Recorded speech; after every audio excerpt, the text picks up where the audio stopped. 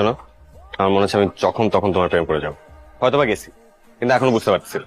আর বুঝতে পারলে এটাই হবে আমার প্রথম প্রেম।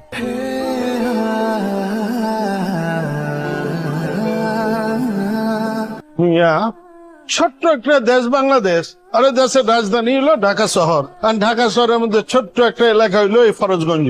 কতগুলি মানুষ থাকে, এই মানুষগুলি রে শান্তি শৃঙ্খলার সাথে লইরা চইরা খাইবে, এইটাই তো খুব বড় কাম দিছি নাকি? এই কিছুর মতো ভাই আর আমি বুঝাইবে পারি না। আবে ওই হারামজাদা, তুই যদি চান্দা না তোলস কেন খাবি কি?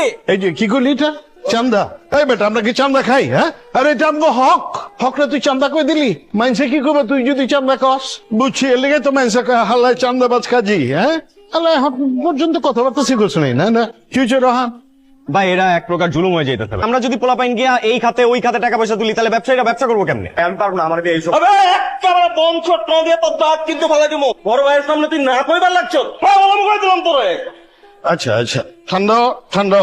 শোনো মিয়া রহান, এই যে আমরা আমাকে হকটা লই এমনি এমনি তুমি এটারে চান্দা কইলা, আর ওরা যে ব্যবসা বাণিজ্য করতেছে বাজারে, আমরা তাকে সিকিউরিটি দিতেছি না, তাহলে এটারে তুমি চান্দা কইলা? আরে মিয়া, আপনি বাঁচলে বাপের নাম।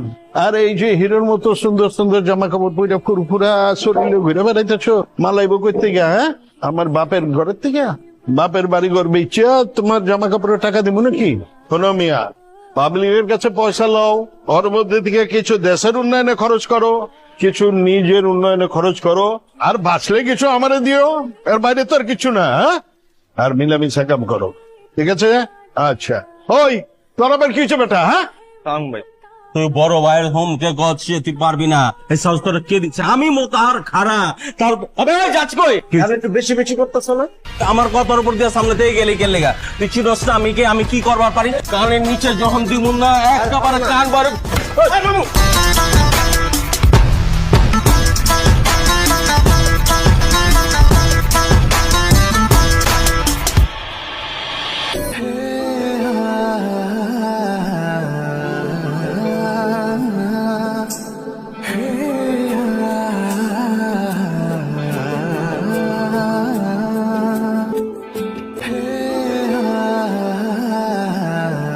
এটা কি?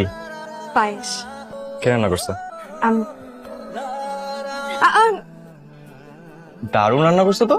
পায়েস নিয়ে কই যাও? আন্টি, আরে শিখা, কি ব্যাপার তুমি? আন্টি, আপনার বাটিটা। পার্টিতে এটা আবার কি? আম্মা বললো কারো বাসায় খালি বাটি পাঠাতে নাই। শিখা, আচ্ছা বাসায় আসো। না আপু, আজকে না আরেকদিন আসবো। আপু দারুণ পায়েস রান্না করে। তুই